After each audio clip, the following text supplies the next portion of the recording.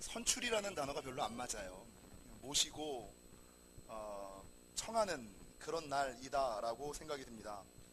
근데 문제는 성도 수가 늘어나다 보니까 누가 누구인지를 모른다는 거예요. 누가 누군지를 알지 못하니까 이 사람을 뽑아야 되나 말아야 되는가, 이 사람 얘기를 들으면 이 사람 뽑아야 될 것 같고, 저 사람 얘기를 들으면 그 사람 뽑으면 안 될 것 같고, 그러다가 우리가 지난번에 권사님을, 장로님을 한 번도 모시지 못하는 일을 당하지 않았습니까? 여러분, 바라는 것은 오늘은 내 생각과 기준, 사람들의 분위기에, 사람들의 말에 휩쓸려서 선택하지 마시고, 하나님께서는 어떤 사람을 선택하셨고 하나님께서는 어떤 사람을 부르셨는지, 하나님의 선택의 기준과 이유와 목적을 깨달아 알아서 오늘 영지교회를 함께 섬겨나갈, 영지교회에서 군림하고자 하는 사람이 아니라 영지교회를 함께 섬겨나갈 착한 사람, 바른 사람, 건강한 사람.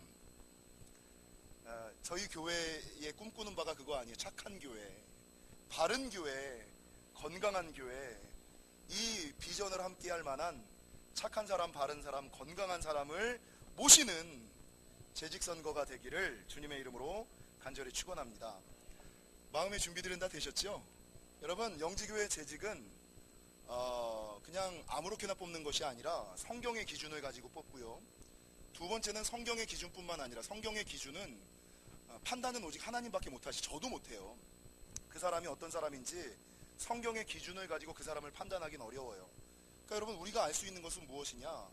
교단 헌법의 기준, 교단 헌법에서 정해놓은 기준을 가지고 재직을 선출하는 거고, 첫 번째는 성경의 기준, 두 번째는 교단 헌법의 기준, 그리고 세 번째는 당회가 기도하면서 마련한 교회법의 기준을 가지고 여러분 재직을 선출하고 모십니다. 성경의 기준은 너무나 여러 번 많이 붙여놨기 때문에 다 읽어보셔서 아실 것 같고, 헌법의 기준은 뭡니까? 교회에 등록한 후 출석 3년 이상의 사람, 교회에 등록을 하고 출석한 지 3년 이상의 사람, 장로는 무흠 입교. 무흠이라는 것은요, 5년 동안 세례교인으로 교회를 다녔는데 흠이 없는, 구설수가 없었던 사람, 무흠 입교 5년 이상의 사람. 권사는 무흠 입교 10년, 집사직분 10년 이상의 사람이라는 기준이 있습니다. 여러분, 교회법은 어떤 교회법이 있느냐? 그 사람이 최소한 주일을 지키는 사람인가? 권사인데, 안수집사인데 주일도 안 지키면 안 되잖아요, 그죠? 주일 성수를 하는가? 그리고 교회, 이 안수집사, 권사, 장로는 교회의 지도자의 반열에 있거든요. 근데 내가 교회에서 한 가지 이상의 사역을 안 하면서 어떻게 교회의 지도자가 될 수 있어요? 그래서 여러분, 주일 성수를 하는가? 교회에서 한 가지 이상의 사역을 감당하고 있는가? 그리고 세 번째, 함께 교회의 재정적인 부분을 감당할 수 있는 감사 생활을 하는가? 요 세 가지 기준을 가지고 여러분, 오늘 권사를 선출하고 장로를 선출합니다. 권사는 지난번에 실수를 만회하기 위해서 많은 분들이 추천하시고 자원하셨는데, 그 중에서 이 총회법, 이 교단법과 교회법과 그리고 성경의 기준까지는 아니고 교회법과 교단법을 충족하신 분들이 후보로 올라왔고요. 장로님들은 여러분이 그냥 마음껏 쓰시면 돼요. 근데 이 권사님은 선검증 후 투표, 그리고 장로님은 선투표 후 검증에 맞춰서, 그래서 장로님들은요, 권사님들까지는 성경의 기준을 가지고 뭐라고 왈가왈부할 수 없는데, 장로님들은 당회원들이 3분의 2 투표되신 분들을 놓고 이분이 정말 믿을 만한, 순종할 만한, 존경할 만한 겸손한 사람인가 성경의 기준을 가지고 2주 동안 기도를 해요. 그리고 나서 저희가 청하는 거예요. 근데 문제는요, 지금 제가 말씀드렸던 모든 기준이 법적인 기준이잖아요. 법적인 기준이잖아요. 그러니까 이런저런 기준이 법적으로 되어 있다 보니까 우리가 쉽게 간과하는 것이 있어요. 그게 뭐냐? 하나님은 공의의 하나님이시기도 하지만 은혜의 하나님이라는 거예요. 지난주에 자원하시고 추천받으신 분들이 많이 올라오셨어요. 근데 이 당회를 하면서 이제 이게 말들이 많기 시작했어요. 얘기가, 올라오신 분들을 다 받아줍시다, 은혜대로 합시다, 이런 얘기죠. 아니, 우리가 공표한 게 있으니 그냥 교회법과 교단법대로 합시다, 법대로 합시다, 은혜대로 합시다. 어떤 게 맞을까요? 예, 이게 둘 다 이제 문제가 좀 있는 거예요. 당회 입장에서는 추천하시고 자원하신 분들을 다 받아들이고 싶어요. 다 권사님이 되고 다 장로님들로 모시고 싶어요. 그런데 문제는 이분들을 아무런 원칙과 질서 없이 모시게 되면 교회의 근간이 흔들려요. 교회의 근간이 흔들리고, 또 문제는 여러분 스스로 자기가 자격이 안 돼서 추천 자원조차 안 하신 분들이 계세요. 근데 조건이 안 되는데 신청을 했다가 그분이 후보에 올라가 버리면, 아니 나는 내가 스스로 조건이 안 돼서 자원조차 안 했는데, 추천조차 안 했는데, 아니 그 사람은 조건도 안 됐는데 바로 후보에 올라갔네? 그러면 이제 구설수가 생기기 시작하는 거예요. 법을 위반하고 구설수가 생기는 거예요. 그럼 어떻게 하면 좋을까? 고민하다가 생각해낸 것이 뭐냐? 최소한의 법, 최대한의 은혜. 따라해 보겠습니다. 최소한의 법, 최대한의 은혜. 여러분, 법과 질서는 최소한으로 하고 은혜는 극대화해서, 이게 성경적이지 않을까?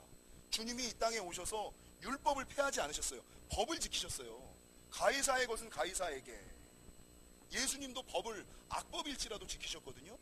법은 법대로 지키지만 여러분, 최소한의 법과 최대한의 은혜라는 이 원칙을 가지고 살아가셨던 것처럼, 우리 영지교회가 재직을 선출할 때도 최소한의 법, 이 최소한의 법이 교회법과 교단법은 맞춰야 되지 않겠냐.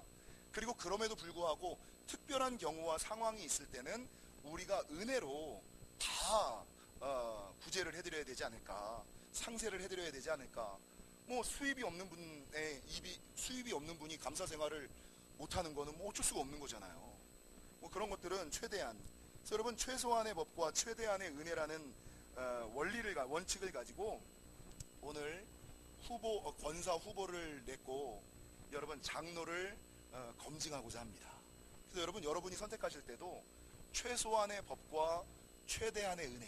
그래서 여러분 보시면, 이 사람이 권사될 만한 사람이 아닌데, 그래도 여러분 이 후보에 올라오신 분들은 최소한의 법을, 최소한의 원칙을 다 충족하신 분들이다. 최소한의 법은 다 맞추신 분들이다. 그리고 이제 여러분이 동그라미 치시는 것은 최대한의 은혜를 구하는 거예요. 최대한의 은혜를 구하는 것이다.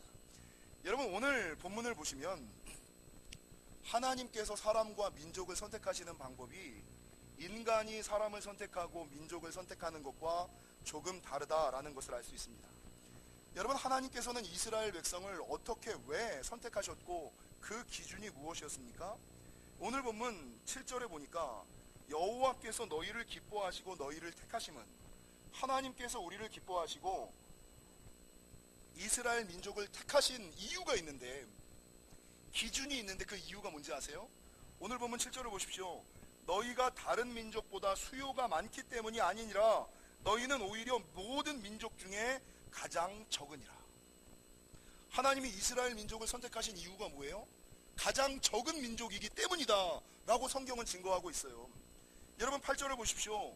여호와께서 다만 너희를 사랑하심으로 말미암아. 하나님이 이스라엘 민족을 선택하신 이유가 뭐예요? 사랑 때문에. 또 한 가지를 덧붙이자면 8절 중반절, 또는 너희의 조상들에게 하신 맹세를 지키려 하심으로 말미암아. 하나님의 약속과 말씀 때문에 우리를 선택하시고 우리를 부르셨다는 거예요. 그러니까 우리 사람들은, 여러분, 어떤 사람들은 큰 사람, 강한 사람, 잘생긴 사람, 많이 가진 사람, 이런 사람들 좋아하잖아요. 큰 사람, 강한 사람, 잘생긴 사람, 많이 가진 사람, 높은 사람, 힘 있는 사람, 이런 사람들 좋아하는데, 여러분, 우리 하나님께서 이스라엘 민족을 선택하신 이유는 뭐예요? 여러분, 가장 작은 민족이기 때문에. 그냥 사랑 하나로 여러분이 저를 좋아해 주시는 이유가 뭐예요?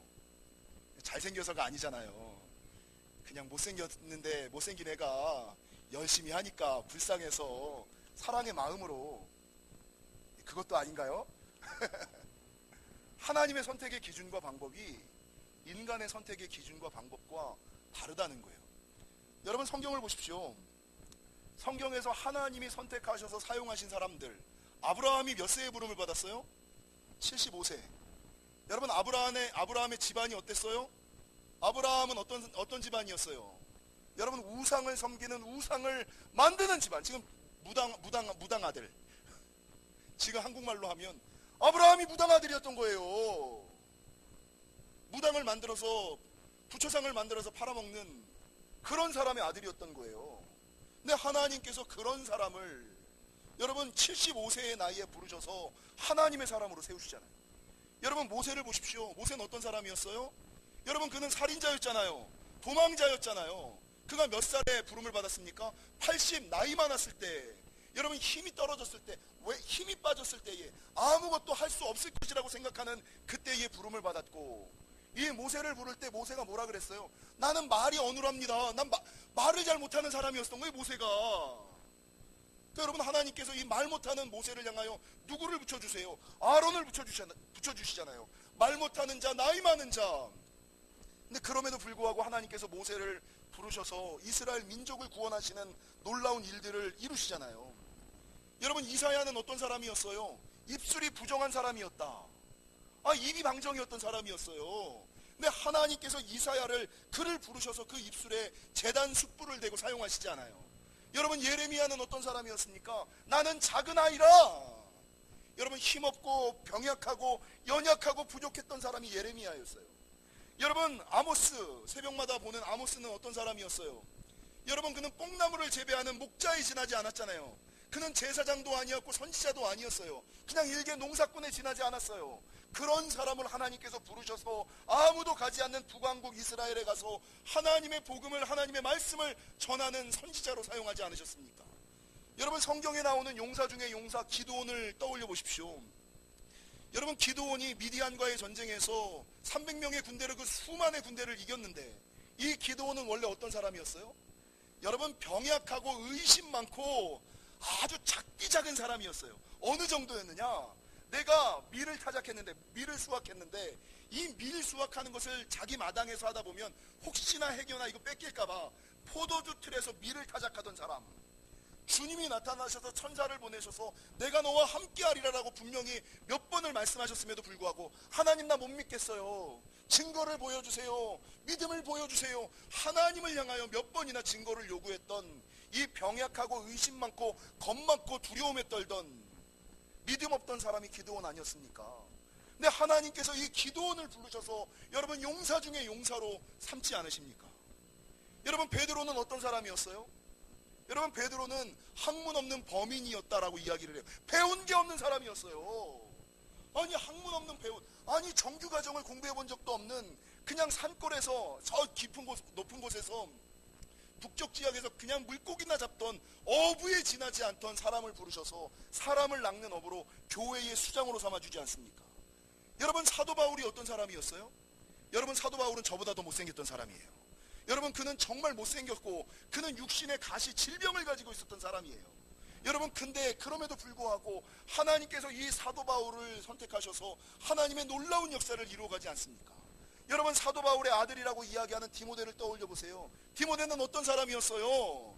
약을 여러분 평생 달고 다니던 사람. 오죽하면 얼마나 병약하고 연약하고 연소하면 사도 바울이 포도주를 제발 좀 먹어라.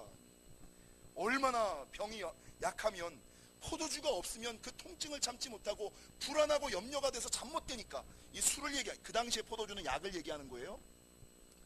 여러분 사도 바울이 포도주를 먹어라 이럴 정도로 병약했던, 약을 달고 살던 사람이 여러분 디모데 아닙니까? 근데 하나님께서 그런 사람들을 불러다가, 그렇게 부족하고 연약한 사람들을 불러다가 하나님의 사람으로 사용하시는, 이게 하나님의 방법이고 하나님의 선택의 기준이라는 거예요. 여러분 뭐 성경에 나오는 수많은 사람들 뿐만 아니라 저 자체도 이 거룩한 강단에 설 수 없는 사람입니다. 근데 그러나 그럼에도 불구하고 하나님께서 하나님의 선택의 기준과 하나님의 선택의 방법은, 세상 사람들은 큰 사람, 잘난 사람, 가진 사람, 힘 있는 사람 불러다 쓰지만, 있는 사람 데려다 쓰지만, 하나님이 선택하신 이유는 뭐예요? 가장 적은 민족이기 때문에, 그저 사랑하기 때문에, 이 두 가지 이유라는 거예요. 여러분 왜 하나님께서 가장 작은 자를 쓰는지 아세요? 이 가장 작은 자를 들어 쓰시는 이유는요, 첫 번째는 하나님의 사랑 때문이죠. 약한 자, 부족한 자를 먼저 사랑하시는, 그러니까 하나님의 마음, 하나님의 방법 때문이기도 해요. 근데 두 번째가 뭔지 아세요? 왜 약한 자를 들었어요? 여러분 이 약한 자는 자신의 연약함을 아는 자, 자신의 연약함을 아니까 하나님께 매달리는 자예요. 그래서 여러분, 오늘 본문에 보면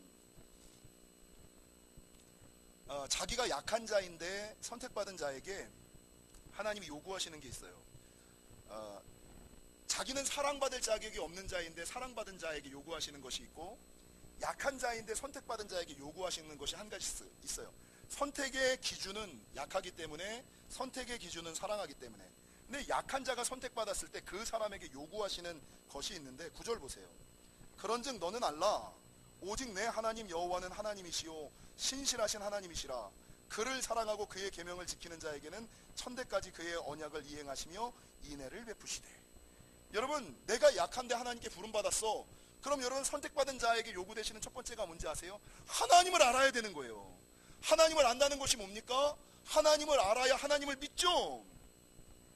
하나님을 믿어야 하나님을 의지하죠. 하나님의 뜻을 이루죠. 그래서 연약한 자가 선택받고 선택받은 자에게 요구되는 첫 번째 의무는 뭐냐? 힘써 여호와를 알아야 되는 거예요.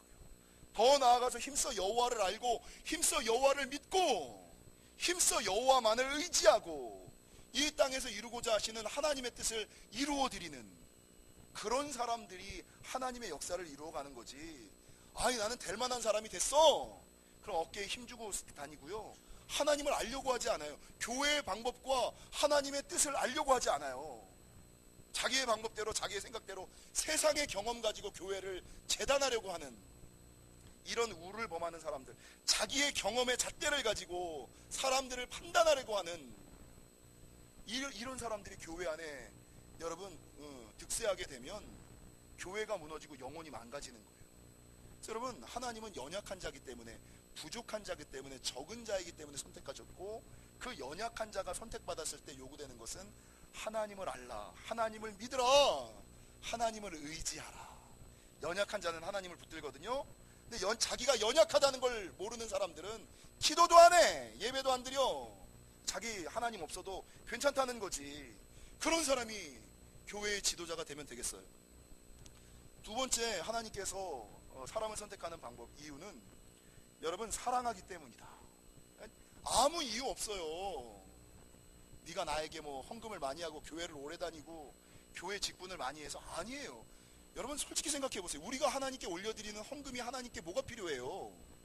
우리가 하나님께 많은 일을 해드린다고 해서 그 일이 하나님께 얼마나 유익이 돼요? 도움이 돼요? 안 돼요. 수십 수억 원을 갖다 드려도 하나님 편에서는 아무 의미 없는 거예요. 근데 우리 입장에서 자기는 많이 드렸다, 많이 섬겼다라고 착각하는 거예요. 하나님이 우리를 사랑하시고 축복하시는 이유는 그저 사랑하는 그 한 가지 이유밖에 없어요. 사랑하니까. 이유 때문에 사랑하는 것이 아니라 그냥 그저 존재 때문에 사랑하는 거예요. 그냥 사랑, 잘났든 못났든 그냥 사랑하는 거예요. 이유가 없어요. 이렇게 하나님의 사랑을 받은 자에게 하나님께서 요구하시는 것이 있어요. 그게 뭡니까? 오늘 본문에 보니까 성경은 뭐라고 증거하느냐? 본문 11절 9절에서 그런즉 너는 여호와를 알라 이렇게 얘기했잖아요. 네가 하나님의 사랑을 받았으면 그런즉 너는 오늘 내가 내게 명하는 명령과 규례와 법도를 지켜 행하라. 이겁니다. 사랑하는 성도 여러분, 하나님께서 하나님의 사람을 선택하는 이유와 기준은 두 가지. 그가 약하고 부족하고 적기 때문에, 그리고 그런 자에게 요구하시는 것은 여호와를 알고 여호와를 믿고 여호와를 의지하라.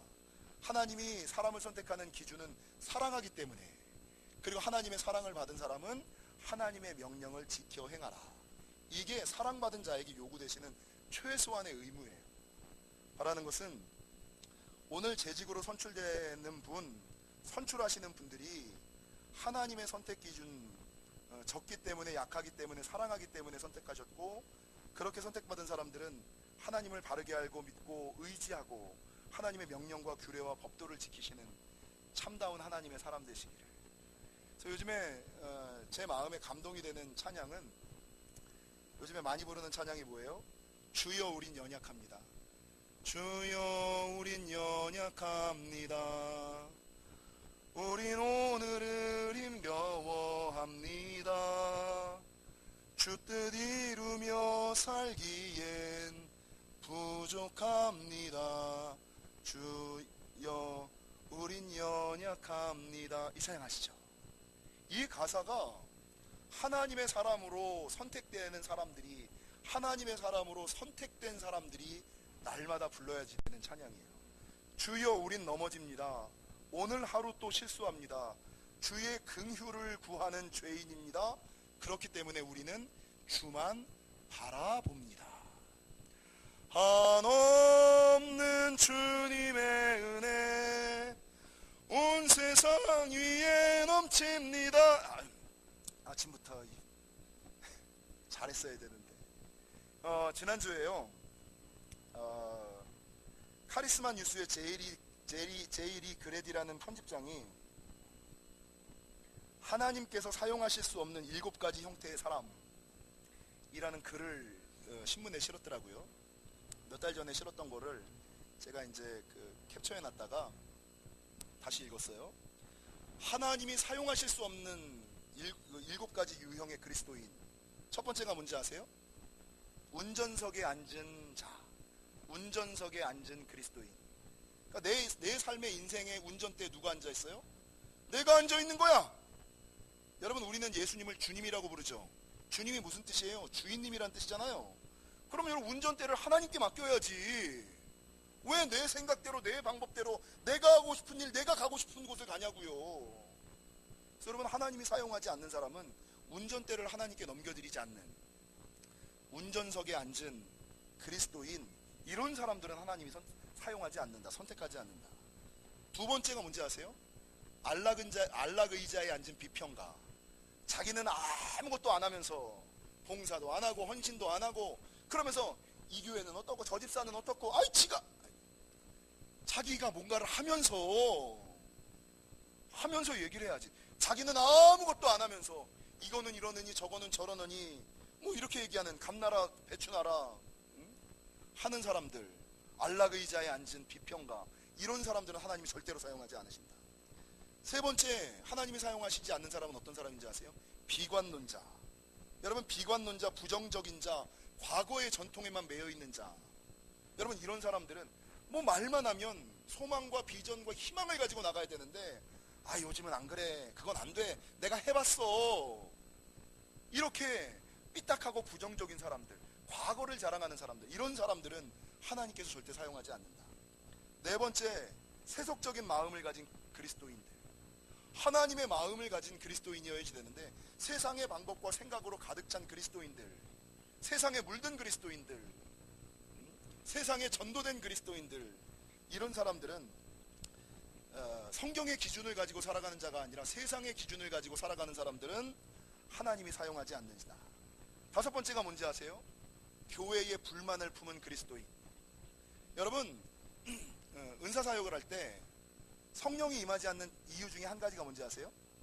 성령을 비방했던 사람은 성령이 임하지 않습니다. 한 번이라도 성령을 비방하고 회방했던 사람들은 성령이 임하지 않아요. 성령을 비방하거나 회방했던 사람들은 회개하고 정리해야지만 성령이 임해요. 마찬가지로 교회는 그리스도의 몸이에요. 그죠? 근데 여러분, 내가 교회의 직분자가 되려고 그래. 근데 내가 교회를 욕하는 자야. 그러면 자기가 욕하는 교회의 지도자가 된다는 얘기 아니에요. 왜 되려고 그러세요? 자기가 욕하는 교회에 지도자가 왜 되려고 그러세요? 그래서 여러분, 지도자는 교회에 불만을 품은 사람들, 교회를 비평하는 사람들은 교회의 지도자가 되면 안 돼요. 그리고 하나님께서 그런 사람을 교회의 지도자로 삼지 않으세요. 여섯 번째, 어떤 사람이냐? 소심하고 겁 많은 사람들. 그래서 여러분, 뭐만 하자 그러면 여러분, 성경에서 주님이 제일 많이 하시는 게 뭐예요? 강하고 담대하라, 두려워하지 말라, 놀라지 말라, 내가 너와 함께함이니라. 내가 어디로 가든지 내가 너와 함께하여. 이게 주님께서 맨날 하시는 말씀이거든요. 근데 그럼에도 불구하고 맨날 소심하고 겁이 많아. 이게 무슨 의미일까요? 안 될 거야, 안 될 거야. 이게 뭐예요? 이게 여러분, 소심하고 겁 많은 게 아니라 믿음이 없는 거예요. 믿음이 없는 사람들이 교회의 지도자가 되면 되겠어요? 주님이 365일 내내 두려워 말라, 놀라지 말라 얘기하는데 맨날 두려움과 겁에, 환경과 여건에 잡혀가지고 있는 사람들. 마지막 일곱 번째, 어떤 사람을 하나님이 사용하지 않는지 아세요? 게으른 사람. 여러분, 제가 보니까 성경에서 하나님이 죄를 동일시하는 게 뭔지 아세요? 게으름이에요. 게으른 사람을 하나님은 절대 사용하지 않으세요. 게으름은 죄고 악이에요.